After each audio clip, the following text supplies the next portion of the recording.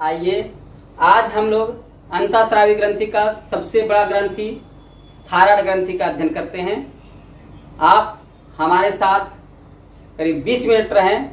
ये थायराइड ग्रंथि का एक एक पॉइंट आपके पास होगा। आप इस ग्रंथि के विषय में सब कुछ जानेंगे और किसी भी परीक्षा में बैठें दावे के साथ आप एक भी प्रश्न नहीं छूटेगा। चलें हम शुरू करते हैं। थायराइड ग्रंथि। थायराइड ग्रंथि, थायराइड ग्रंथि तो थायराइड ग्रंथि को हम लोग हिंदी में अवटु ग्रंथि भी बोला जाता है। थायराइड ग्रंथि को हिंदी में अवटु ग्रंथि नाम है। इसको इंग्लिश में थायराइड ही बोलते हैं और थायराइड हिंदी में भी बोलते हैं, लेकिन कभी कभी आपको अवटु ग्रंथि भी लिखा मिल सकता है, इसलिए ये भी नाम याद रखें। थायराइड ग्रंथि के विषय में क्या जानना पहला बात, it is largest gland of endocrine gland, यानी अंतःस्रावी ग्रंथि का सबसे बड़ी ग्रंथि, सबसे बड़ी अंतःस्रावी ग्रंथि याद रखिएगा, सबसे बड़ी अंतःस्रावी ग्रंथि। अच्छा एक चीज और आपको हम बताए थे पहले पीछे इसके पीछे वाला वीडियो में कि सबसे बड़ी ग्रंथि कौन है, तो लीवर है। सबसे बड़ी ग्रंथि लीवर, लेकिन सबसे बड़ी अंतःस्रावी ग्रंथि तो थायराइड। ठीक है, आगे बढ़ते हैं हम लोग। इस ग्रंथि का अगर पूछा जाए कि आकृति कैसा होता है, तो ये ग्रंथि जो होता है ये ग्रंथि तितली की तरह होता है, बटरफ्लाई की तरह होता है। ठीक है, तो इसकी आकृति अगर आ जाए तो इसकी आकृति तितली की आकृति में होती है, तितली की आकृति में होती है। और दूसरा अक्षर इसका पूछा तो ये एच आकार के, एच अक्षर के आकार में होता है, एच अक्षर की आकृति में, एच अक्षर की आकृति में होती है। इसके जो बनावट होता है तितली, हम लोग आते हैं बनावट पर देखेंगे। ठीक है, और इसके दो लोग होते हैं, तो आते हैं पहले संरचना पर। ये कहाँ पर स्थित रहता है, ये सभी जानते हैं। थायराइड ग्रंथि हमारे गले में स्थित रहता है। स्थान इसका जो है थायराइड ग्रंथि का स्थान कहाँ पर है, तो गला में है। यानी स्थान पोजीशन देखा जाए तो ध्यान रखिएगा कि जहां पर खाना का नली और भोजन का नली, खाना का नली और सांस का नली मिलता है उसको हम लोग कहते हैं फेरिंग्स, और जो बोलने का यंत्र है उसको हम लोग कहते हैं लैरिंग्स। तो फेरिंग्स और लैरिंग्स के बीच के भाग में ये थायराइड ग्रंथि स्थित रहता है। तो ये रहता है लैरिंग्स और फेरिंग्स के बीच में, फेरिंग्स के बीच में स्थित रहता है, बीच में ट्रैकिया के आगे, ट्रैकिया के आगे वेंट्रिकल। ठीक है, तो मतलब ट्रैकिया के पीछे लगा हुआ रहता है वेंट्रिकल, ये मतलब ट्रैकिया के ऊपर से सटा हुआ, से सटा हुआ, ध्यान रखिए उसी से सटा हुआ रहता है। अच्छा इसका आकृति किस तरह से बनावट होता है, तो बनावट जरा देखा जाए तो देखिए ये हमारा सांस की नली है, इसमें ये इस तरह से दिखाई देता है। जैसे कि यहाँ पर अगर आपका देखा एक तितली की पंखी होती है ना, इस तरह से आपका एक तितली का एक अच्छा टाइप का एच भी बनता हुआ दिख रहा है और एक तितली टाइप का भी ये दिख रहा है। इस तरह से ये थोड़ा सा बड़ा बन गया, इसको थोड़ा सा हम छोटा साइज बनाएंगे तो ये इस तरह से आपको दिखाई देता है। ये इस तरह से दिखाई देता है और यहाँ पर ये वोकल कॉर्ड रहता है, यानी बोलने का यंत्र रहता है नीचे यहाँ पर। तो इस तरह से ये देखिए, ये इसमें थोड़ा सा तो ऐसे ये कोशिकाएं होती हैं, थोड़ा छोटे छोटे गोल गोल कोशिकाएं होती हैं जिसको फोलिकुलर सेल्स कहते हैं। इसको लोब कहते हैं। ये जो दो भाग हैं इसको क्या कहते हैं, लोब कहते हैं। दो लोब हुए, इसके लोब हो गए दो लोब, एक इधर का लोब, एक इधर का लेफ्ट लोब और राइट लोब, दो लोब हो गए। ये बीच में जो जोड़ता है इसका नाम है इस्थीमस, इस्थमस, ISTHMUS, इस्थीमस, ISTHMUS, इस्थीमस बोलते हैं। ठीक है, इस्थमस इसका ये बीच वाला भाग, ये लोब, और बस ये पूरा का नाम हो गया थायराइड ग्रंथि। ये हो गया थायराइड ग्रंथि। थायराइड ग्रंथि के ऊपर जो है हम लोग बाद में जब देखेंगे तो इसी के ऊपर लगा रहता है पाराथायराइड ग्रंथि। पाराथायराइड पर जलाएंगे तो चर्चा करेंगे, लेकिन ये इसका संरचना है। ये पूरा थायराइड ग्रंथि का संरचना है। दो लोग होते हैं, एच के आकार का होता है, देखने से बोल रहे अभी हम चर्चा कर रहे थे, एच आकार में होता है। तितली के आकृति में भी बोल सकते हैं इसको, तितली की जैसा होता है या एच आकृति में होता है। ठीक है, कहाँ होता है, तो लैरिंग्स और फेरिंग्स में होता है। बस इतना याद रखना है इसका स्थान और इसका आकृति। आगे आते हैं इसके हार्मोन पर, हार्मोन ये महत्वपूर्ण है। हार्मोन कौन कौन साबित करता है ये, तो ये ज्यादा याद रखना है कि इसमें दो तरह का हार्मोन है। पहला हार्मोन है थायरोक्सिन, और दूसरा हार्मोन है थायरोकैल्सिटोनिन। दूसरा हार्मोन है कैल्सिटोनिन। ये दो हार्मोन है, थायरोकैल्सिटोनिन और थायरोक्सिन। तो पहले हम चर्चा करते हैं थायरोक्सिन के विषय में, बाद में आते हैं थायरोकैल्सिटोनिन पर। तो आते हैं थायरोक्सिन के विषय में जानते हैं। थायरोक्सिन जो है ये आयोडीन युक्त हार्मोन है, आयोडीन से बना होता है, आयोडीन युक्त हार्मोन है, आयोडीन युक्त हार्मोन है। और इसमें आयोडीन कितना रहता है, तो करीब 65% रहता है, 65% आयोडीन रहता है, 65% आयोडीन रहता है। और एक चीज जानिएगा, मात्र पूरे ग्लैंड में या पूरे एंडोक्राइन सिस्टम में एकमात्र नोट करके ये लिख सकते हैं, आप याद रख सकते हैं, एक थायराइड ग्रंथि ये है, थायराइड ग्रंथि ही मात्र एक ग्रंथि है जो हार्मोन को स्टोर करता है, ग्रंथि है जो हार्मोन को स्टोर करता है।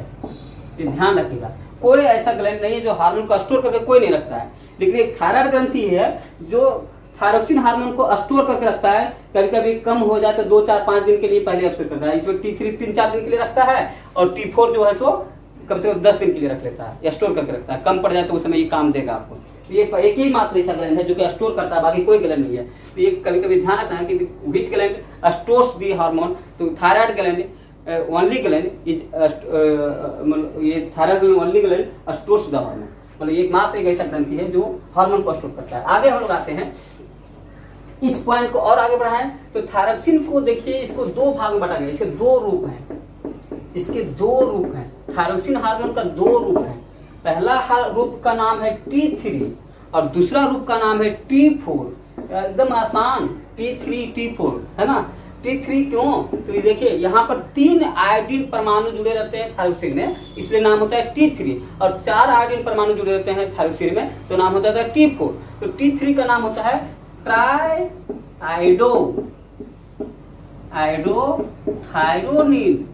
थायरोनिन, और ट्राई मतलब 3 आयोडीन, इसलिए ट्राइआइडो, और इसका नाम है टेट्राआइडो।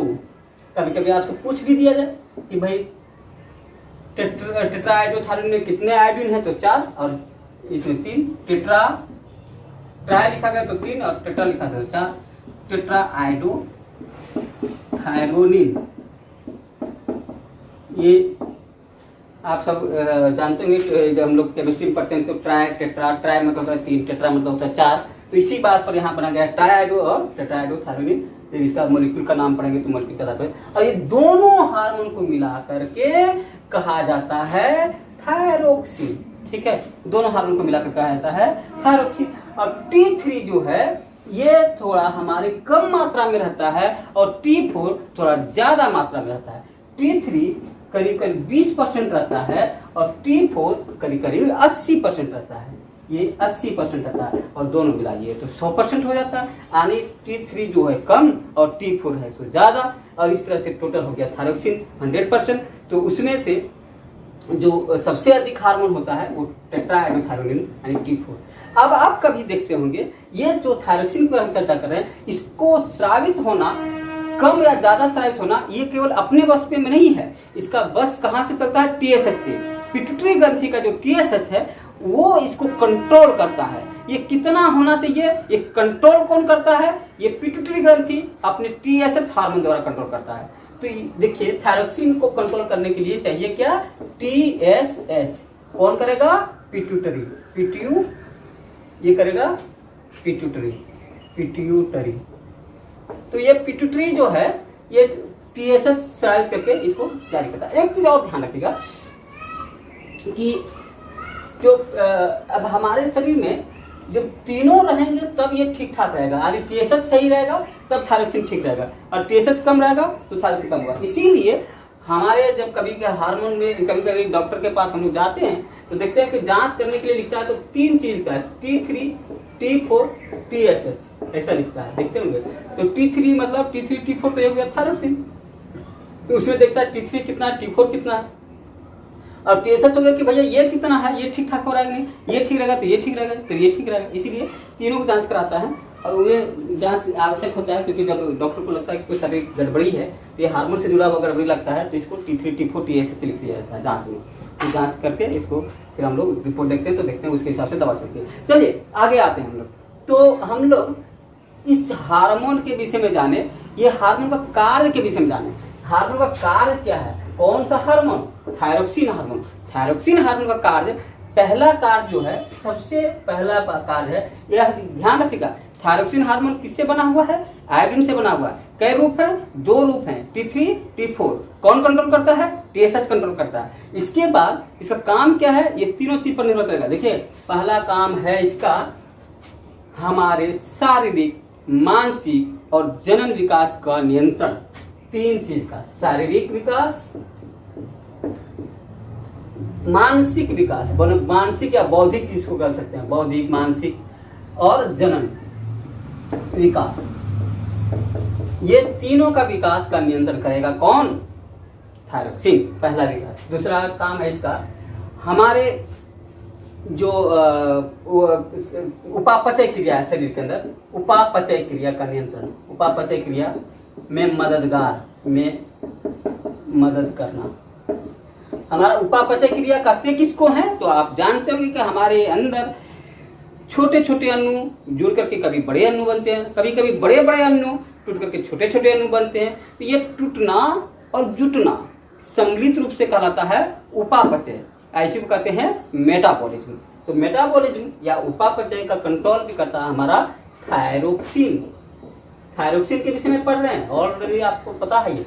तो थायरोक्सिन कंट्रोल करता है। तीसरा काम करता है, ये हार्मोन हमारे जनन व्यवहार का नियंत्रण करता है। यानी अगर ये हार्मोन ठीक ठाक है तो जनन का कार्य, जनन क्रिया सामान्य रूप से होता है। अगर कम गड़बड़ हो गया तो जनन क्रिया बिगड़ जाती है। तो जनन क्रिया का सामान्य रूप से कार्य करने के लिए आवश्यक, कार्य के लिए आवश्यक।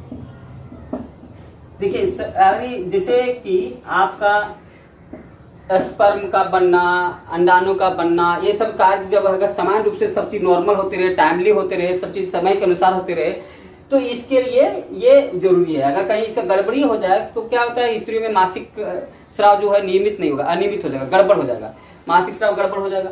इसलिए पुरुषों में जो है स्पर्म का निर्माण थोड़ा डिलेड हो जाएगा, कम मात्रा में बनने लगेंगे, संख्या कम हो जाएगी, स्पर्म काउंट कम हो जाएगा, इस तरह की समस्या आने लगेगी, जन्म की इच्छा कम हो जाएगी, ऐसे समस्या आने लगेगी अगर कम हो जाए तो। ये देखते हैं।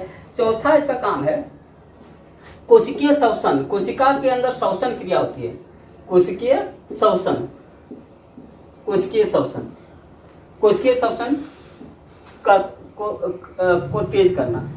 मतलब ये कोशिका के अंदर, जैसे हम लोग बाहर में सांस लेते हैं वैसे कोशिका भी सांस लेता है। कोशिका क्या करता है, सांस ले लेते हैं, यानी वो जो हम सांस लेते हैं उस ऑक्सीजन को खींचता है और ग्लूकोज को जलाता है, इसका नाम है कोशिकीय श्वसन। तो हमारा लिया हुआ ऑक्सीजन को कोशिका में जा करके उसके ग्लूकोज को जला करके हमको ऊर्जा देना, एटीपी बनाना, ये कहलाता है कोशिकीय श्वसन। और ये कोशिकीय श्वसन इसके थायरोक्सिन के प्रभाव से तेज होता है, जल्दी होता है। और एक और काम है, ये कभी कभी ये भी पूछता है कि किसका उपापचय करता है ज्यादातर, ये तो प्रोटीन और वसा का। तो उपापचय क्रिया में देखेंगे प्रोटीन तथा वसा का उपापचय में मदद, प्रोटीन तथा वसा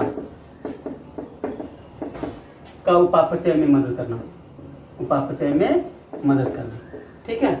और एक कभी कभी ये पॉइंट हमें कई क्वेश्चन पूछा गया, जो मेढक के जो विकास होता है किससे, लार्वा से, लार्वा यानी टेडपोल से। तो लार्वा जो टेडपोल है, टेडपोल से जो मेढक बनता है उसके लिए भी ये थायरोक्सिन अथवा आयोडीन जरूरी है। तो टेडपोल से मेढक का विकास इसके लिए कभी कभी प्रश्न क्या पूछता है कि विकास के लिए कौन सा तत्व जरूरी है, तो इसके लिए कौन सा तत्व जरूरी है भैया, आयोडीन जरूरी रहेगा। आयोडीन रहेगा तो क्या बनेगा, थायरोक्सिन बनेगा, और थायरोक्सिन बनेगा तो क्या होगा, टेरपोल लार्वा में बनेगा। टेरपोल जो लार्वा है, टेरपोल कहते हैं किसको, बेंची को, यानी जिसको आप लार्वा कह सकते हैं, मेढक का लार्वा को, जो मछली की तरह दिखाई देता है। फिर ये टेरपोल धीरे धीरे बन जाएगा मेढक, ठीक है। तो ये कब होगा, जब आयोडीन रहेगा कम। ये इसको कहते हैं मेटामॉर्फोसिस, इसको कहते हैं मेटामॉर्फोसिस ऑफ टेरपोल इनटू फ्रॉग। तो जो मेटामॉर्फोसिस कहते हैं जिसका रखा जाता है। तो ये इसके 5-6 कार्य जो हम पढ़े, ये याद रखने की बात है। और इसका यही कार्य है कि सबसे पहले तो आपको देखेंगे कि उपापचय क्रिया करना है, मदद करना है इसको हमारे उपापचय में। दूसरा बात है कि बहुत ही शारीरिक, मानसिक, बौद्धिक विकास और जनन विकास के लिए जरूरी है, ठीक है। हमारे सबसे बड़े जो सेल्यूलर रिस्पिरेशन है, उसके उसको बढ़ाता है। अब इसका हम लोग कुछ देखते हैं कि अगर कम या ज़्यादा हो जाए तो क्या होगा।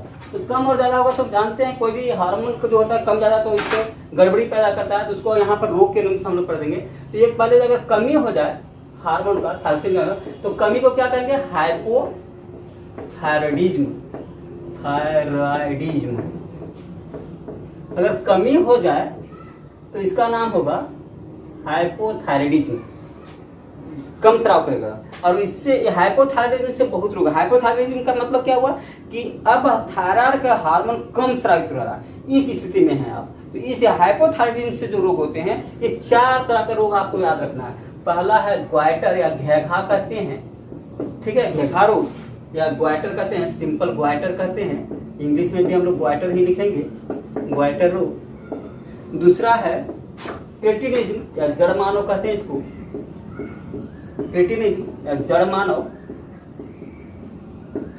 तीसरा है मिक्सोडीमा, मिक्सोडीमा, मिक्सोडीमा।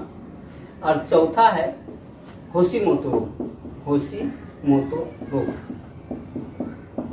होशिमोतो रोग, ठीक है। ये 4 है।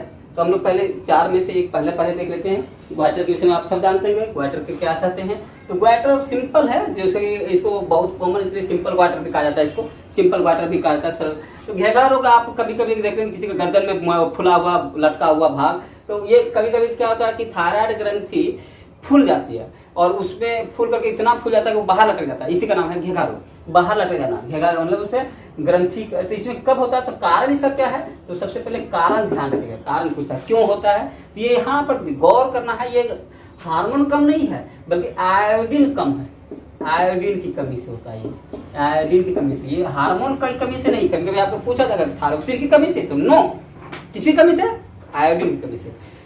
आयोडीन की कमी हो जाने पर आपका टीएसएच जो है ठीक स्रावित हो रहा है, इसलिए थायराइड को कहा जाता है कि आप हार्मोन बनाओ, लेकिन आयोडीन है नहीं तो बनाएगा कैसे। वो इसी स्थिति में इसमें सूजन हो जाता है और सूजन हो जाने से बाहर लटक जाता है, इसको कहते हैं घेघा रोग। ये देखने में रूप बिगड़ जाता है और ये इससे आयोडीन रहने लगा तो शरीर में लेवल बिगड़ जाता है, इससे अलग तरह की समस्याएं आने लगती है, जिससे आयोडीन की कमी से सूजन होता है। तो लक्षण क्या है इसमें, ग्रंथि का सूजन होता है। ग्रंथि का, कौन ग्रंथि का भैया, थायराइड ग्रंथि का, ग्रंथि का सूजन, ग्रंथि का सूजन और बाहर फुला हुआ, ठीक है। ये ज्यादातर कहाँ पर पाया जाता है, ये हिली एरिया में पाया जाता है, पहाड़ी इलाकों में। ये कहाँ देखा जाता है, पहाड़ी इलाकों में, जहाँ पर जो समुद्री इलाकों से दूर। समुद्री इलाकों में तो जानते हैं हर चीज में आयोडीन है, मछली में, वहाँ के व्यंजन में सभी बहुत तरह के सेवाल भी खाते हैं उसमें भी, तो जो उसमें कम है। समुद्री इलाके में तो कोई दिक्कत नहीं है, मैदानी इलाके में लगभग ठीक मिल जाता है, लेकिन पहाड़ी इलाके में आयोडीन की कमी रहती है, तो वहाँ पे ऐसा घेघा रोग होता है, घेघा रोग को देखा जाता है। इसका इलाज क्या है भाई, इलाज आजकल सरकार तो कही दी है, सब नमक में आयोडीन युक्त होना चाहिए। तो आपके समय में बस आयोडीन युक्त नमक खाइए और इस रोग से अपने आप को बचाइए। आयोडीन युक्त नमक, ठीक है, आयोडीन युक्त नमक का इलाज सेवन करिए, बस आप कभी इस रोग से बचे रहेंगे, ठीक है। आगे हम लोग आते हैं घेघा रोग के बाद दूसरा हम बोले थे कौन सा रोग, क्रेटिनिज्म, इसको हम लोग हिंदी में कहते हैं जड़ मानव। तो हम लोग दूसरा रोग पर आते हैं जड़ मानव, इसका हिंदी नाम है जड़ मानव या इसका इंग्लिश नाम है क्रेटिनिज्म, क्रेटिनिज्म, क्रेटिनिज्म, ठीक है, क्रेटिनिज्म। तो क्रेटिनिज्म जो है ये प्रॉब्लम है टीएसएच से। कारण क्या है भैया, ये किसको होता है, तो देखिए गौर करिएगा, घेघा तो हम किसी को भी होता है, लेकिन ये बच्चों को होता है, बच्चों में होता है। ये किसको होता है, बच्चों को, बच्चों को, बच्चों को होता है। और क्या क्यों होता है, तो ये ध्यान रखेगा, ये गर्भवती स्त्रियों में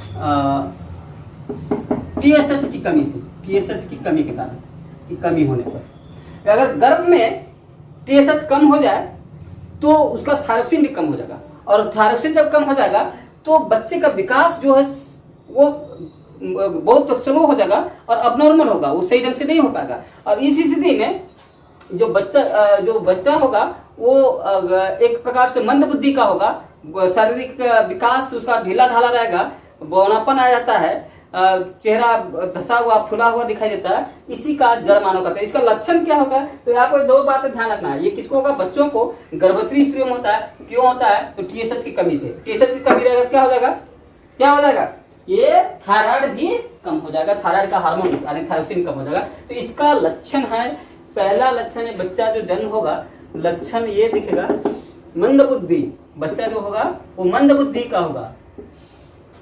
और क्या होगा, दूसरा है शरीर सूजा हुआ मतलब ना फुला हुआ, मतलब चेहरा में सूजन, आंख में सूजन,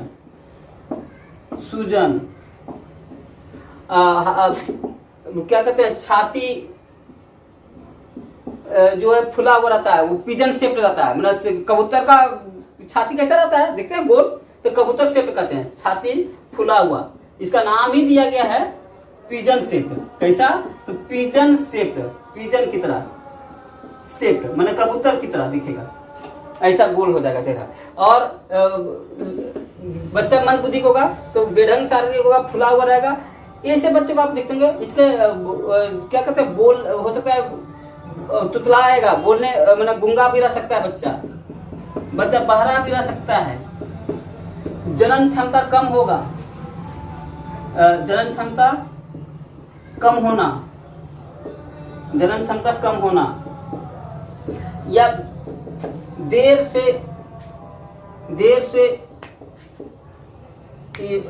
यौवन आना। तो यौवन जो आता है, मतलब जैसे युवा अवस्था जो प्राप्त होता है, वो देरी से होता है। युवा अवस्था देरी से होगा ऐसे बच्चे में, ठीक है, युवा अवस्था देरी से आएगा। तो ये इसके क्या होगा, ऐसे बच्चे आप देखते होंगे कि कभी कभी जन्म से ही 12-15 साल का हो गया तो देखेंगे चेहरा फुला हुआ, आंख तुतला करके बोल रहा है, ओठ थोड़ा मोटा रहेगा, जीभ कुछ वैसे ही कुछ बोल रहा है, कभी आंख से आंसू आ रहा है। ऐसा बच्चा को आप देखेंगे, वो 15 साल का हो गया, 6 साल की तरह के बुद्धि रहेगा, 7-8 साल की तरह की बुद्धि रहेगा, यानी स्लो बुद्धि रहेगा। ऐसे बच्चे जो होते हैं इसी कहते हैं जड़ मानव। ये बच्चा का गड़बड़ी है, जो माता के गर्भ में वो पड़ रहा था, उसमें उसको थायरोक्सिन बढ़िया से मिल नहीं पाया, जिसके चलते उसका विकास शुरू से ही, जन्म से ही गड़बड़ रहता है। इसका कारण ये होता है, और इसीलिए ये दिक्कत रहती है बच्चों में। अब हम पेट्रोनिज्म के बाद आगे आते हैं। दूसरा हम लोग देखे थे, पेट्रोनिज्म के बाद हमारे पास आया था मिक्सोडीमा।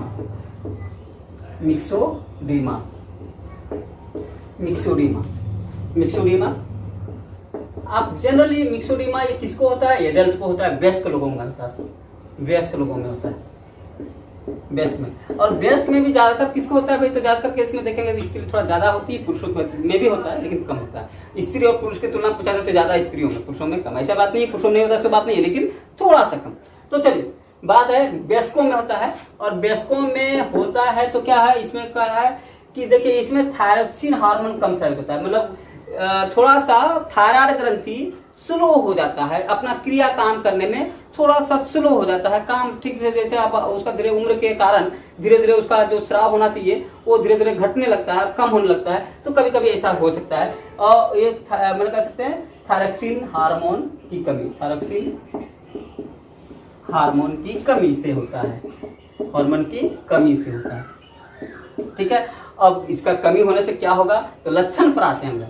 इसका देखिए, ये ऐसे व्यक्ति का क्या होगा, पहले देखेंगे ये व्यक्ति का चेहरा फूल जाएगा, सूजन होगा, चेहरा सूजा हुआ दिखेगा, हाथ भी सूजा हुआ, चेहरा थोड़ा, छाती थोड़ा मतलब देखने में मोटा लगने लगेगा, लेकिन उसको शरीर में सुस्ती महसूस होगा, उसका पल्स रेट कम रहेगा, उसका बीपी कम हो जाएगा, और उसका हार्ट रेट जो होगा, हृदय का धड़कन भी थोड़ा स्लो होगा, सांस का दर्द थोड़ा सा मतलब कम रहेगा। इस तरह से व्यक्ति हमेशा बुझा बुझा और सुस्ती, और उसका हो सकता है थोड़ा आवाज बजने लगेगा, तो थोड़ा बोलने में कष्ट महसूस होगा। बहुत लंबा दिन रहे तो हो सकता है बहरा सुने, और अगर ज्यादा दिन रहा तो उसका जलन क्षमता कम हो जाएगी, शारीरिक मैंने सेक्स की डिजायर कम हो जाएगा। इस तरह से ऐसे व्यक्ति को कहते हैं मिक्सोडिमा, जिसको आप लोग कहते हैं थायराइड का बीमारी है। थायराइड का बीमारी जो रोज गोली एक खाता है, यही मिक्सोडिमा है। तो रोज का गोली, थायराइड का गोली खाता है ऐसे व्यक्ति। तो इसका है, तो ये लक्षण क्या होगा? तो सबसे पहले चेहरा सूजन, चेहरा का सूजन, चेहरा का सूजन। उसके बाद हाथ पैर का सूजन, हाथ में ज्यादा सूजन होता है, हाथ पैर का सूजन। सूजन रहेगा तो दर्द भी करेगा, सूजन रहेगा तो दर्द भी करेगा, समझ रहे हैं ना। और सुस्ती, थकान, ठीक है, मोटापन दिखेगा, मोटापन दिखेगा तो लगेगा फुला हुआ है चेहरा, बड़ा भद्दा टाइप का देगा, फूल जाएगा। इस तरह से जरा जितना कमी होगा धीरे धीरे फूलता जाएगा। और इसके बाद क्या होगा? तो लो बीपी घट जाएगा, बीपी कम हो जाएगा, ब्लड प्रेशर जो है शुगर नापेगा तब रक्तदाब कम, रक्तदाब मिलेगा। इसके बाद इसके जो धड़कन है, हृदय का धड़कन मंद दिखेगा, कम होना, धड़कन दर कम है ना, नाड़ी दर कम, जनन क्षमता कम, ठीक है। और क्या हो सकता है इसके अंदर? सुस्ती, थकान तो समझ ही गए। इस तरह से बोलने में भी कठिनाई होगा, बोलने में कठिनाई, थोड़ा उसको बोलने में सही बोलने में थोड़ा दिक्कत होगा, जिम थोड़ा सा मोटा होता है, जिम में सो जाता है, इसलिए आवाज बचने लगती है। हो सकता है लंबा दिन रह जाए तो बहरा भी हो सकता है, गूंगा भी हो सकता है व्यक्ति का। बहुत लंबा दिन तक ये बीमारी रह जाए तो बहरा गूंगा भी हो जाएगा, और नपुंसक भी हो सकता है, धीरे धीरे जनन क्षमता कम हो जाएगी। तो ऐसे हो सकता है कहते हैं नपुंसक या बांझ हो सकता है, कब? जब बहुत लंबा दिन हो जाए तब, है ना। ये सब इसके लक्षण है मिक्सोडिमा का। जो इसका इलाज क्या है? तो रोज इसका अलग से गोली आती है, रोज लोग खाते हैं, और फिर धीरे धीरे कंट्रोल होता है। तो जब हार्मोन नहीं काम कर रहा तो बाहर से हार्मोन देना पड़ेगा, जैसे कि तो इस तरह से हम लोग अपना आगे चलते हैं। हम लोग कौन सा रोग है मिक्सोडिमा के बाद? हम लोग एक और बच गया था, होशिमोतो रोग। होशिमोतो रोग, ये भाई नाम ही से पता चल रहा है होशिमोतो रोग क्या है। होशिमोतो रोग क्या है? तो आप एक व्यक्ति का नाम पर रखा गया होशिमोतो। ये जापान के व्यक्ति हैं, डॉक्टर थे, और उन्होंने एक देखा कि कभी कभी ऐसा हो जाता है शरीर में कि जब गलन खराब हो गया तो वो हमारे अंदर इम्यूनिटी बनने लगता है, एंटीबॉडी बनने लगता है, अपने ही ग्रंथि को नष्ट करने के लिए, खुद शरीर में ऐसा बन जाए कि उसे हमको मार देना है। तो ऐसा एक बीमारी है। तो ये अपना ही शरीर अपना ही थायराइड को नष्ट कर देता है। ये इस रोग को कहते हैं होशिमोतो रोग। ऐसा क्यों करता है? कब करता है? ऐसा कब करता है? जब कभी आपका किसी कारणवश थायराइड ग्लैंड एकदम काम करने लायक नहीं रहे, हार्मोन बहुत कम स्रावित करने लगे, नहीं के बराबर। ऐसा कभी होता है जैसे कभी चोट लग जाए थायराइड ग्रंथि के अंदर, उसमें इन्फेक्शन हो जाए, उसके सेल बेकार हो जाए, और हार्मोन बहुत नहीं के बराबर शरीर करेगा, तो वो रह के क्या करेगा? तो शरीर कहता है ये तो झुठमुठ का बोझ बना हुआ, इसका दाह संस्कार कर दो, है ना। तो अब दाह संस्कार करने के लिए बाहर तो कोई नहीं जाएगा, तो अंदर शरीर करने लगता है। इसी से कहते हैं एक ऐसा रोग है होशिमोतो रोग। अंदर ग्रंथि के प्रति संवेदनशीलता पैदा हो जाती है, हमारे शरीर में खुद ग्रंथि के प्रति संवेदनशीलता पैदा हो जाती है। और कब हो जाता है? तो ग्रंथि द्वारा अत्यंत कम हार्मोन स्रावित होने पर, शरीर द्वारा एंटीबॉडी बनाकर ग्रंथि को नष्ट कर देना। यानी कभी कभी ऐसा जब हो जाता है, जब ये बिल्कुल हार्मोन स्रावित नहीं करता है, तो ये ग्रंथि रह करके कुछ नहीं करेगा, तो हमारे शरीर में एंटीबॉडी बनता है ग्रंथि के विरुद्ध, और ये एंटीबॉडी धीरे धीरे उस ग्रंथि को, यानी थायराइड ग्रंथि को ही नष्ट कर देता है। इसको कहा जाता है होशिमोतो रोग। होशिमोतो रोग का खोज होशिमोतो ने किया था, जो जापान के एक डॉक्टर थे, सर्जन थे, उन्हीं के द्वारा किया गया था, इसलिए नाम भी रखा गया होशिमोतो रोग। ठीक है, इसके विषय में हम लोग इतना ही जानेंगे। आगे आते हैं हाइपर सिक्रेशन ऑफ थायराइड, मतलब थायराइड ग्रंथि द्वारा अधिक मात्रा में जब हार्मोन स्रावित होने लगता है तब इसको हम कहेंगे हाइपरथायराइडिज्म।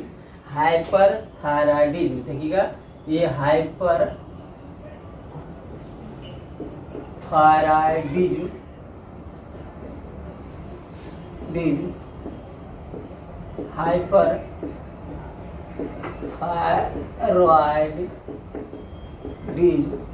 जो है, ये हाइपरथायराइडिज्म का मतलब क्या हुआ?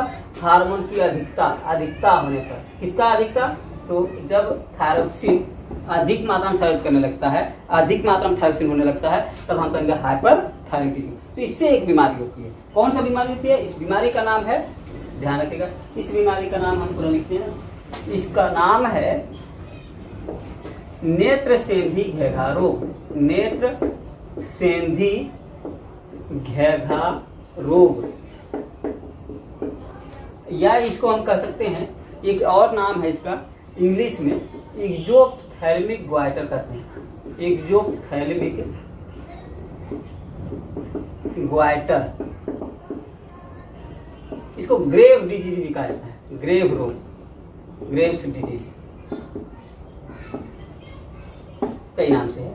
तो आप नेत्र सेंधी घेघा रोग ज्यादा पूछा जाता है आपसे। तो नेत्र सेंधी घेघा रोग क्या है, ध्यान बिल्कुल समझ में आ जाना चाहिए। अभी तक हम 4 जो पढ़ रहे थे सो वो हाइपो था, माने कम सिक्रेशन वाला था, और ये जो है सो अधिक सिक्रेशन वाला है। यानी जब थायराइड का अधिक सक्रिय हो जाना, थायराइड के अधिक सक्रिय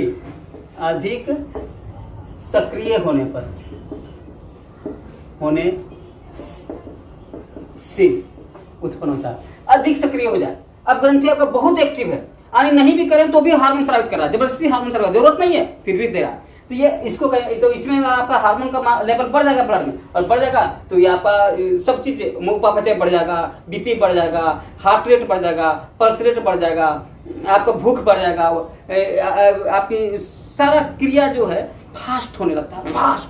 और इस स्थिति में एक व्यक्ति का क्या है, कभी मन नहीं लगेगा, चिड़चिड़ापन आ जाएगा, क्रोधित रहेगा, हर समय वो मतलब उसके अंदर भूख जैसा महसूस होगा, भूखा जैसा लगेगा। यानी उसके अंदर लक्षण देखा जाए तो आप लक्षण से समझ जाएंगे वो व्यक्ति का लक्षण रहेगा क्या, तो उसका लक्षण रहेगा उसको बेचैनी महसूस होगा। सबसे पहले बेचैनी के पहले एक शब्द आता है इसमें जो पहचान है, इसका आंख बड़ा हो जाता है। पहला चीज है, गुस्सा आदमी का कैसे होता है, आंख बड़ा बड़ा, तो इसका आई बॉल जो होता है, आई बॉल यानी नेत्र गोलक कह सकते हैं इसको, नेत्र गोलक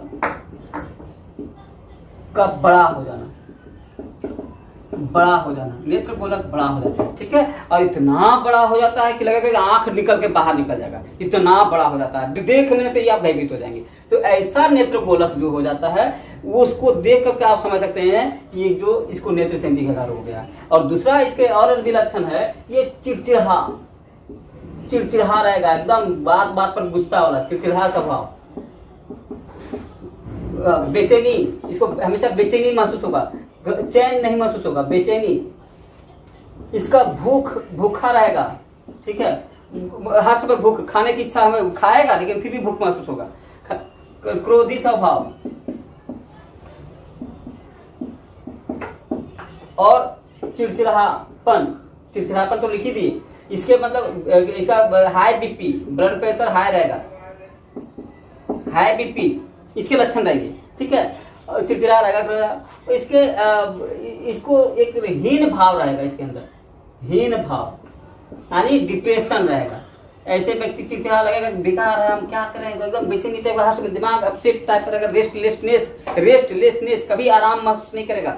ऐसे व्यक्ति जो है तो इस तरह का व्यक्ति रहेगा, कभी कभी बहुत एक्टिव रहेगा, बात बात पर चिढ़ने वाला, झगड़ा करने वाला, क्रोधी टाइप का हो जाएगा, एकदम बहुत तेज लीन थीन रहेगा, कांटा की तरह लंबा व्यक्ति रहेगा, सूखा हुआ शरीर रहेगा, है ना, मोटा नहीं रहेगा, ऐसे से तो इस तरह का व्यक्ति हो जाते हैं इसका। और ऐसे व्यक्ति को कहते हैं हाई एक्ज़ोप्थेल्मिक या नेत्र सेंधी घेघा रोग। और ये भी जो है इसको कभी कभी पूछा जाता है, इसका एक जो सबसे बड़ा ध्यान रखना है, ये हाइपरथायराइडिज्म है, हाइपरथायराइडिज्म अधिक हार्मोन का स्राव होने से।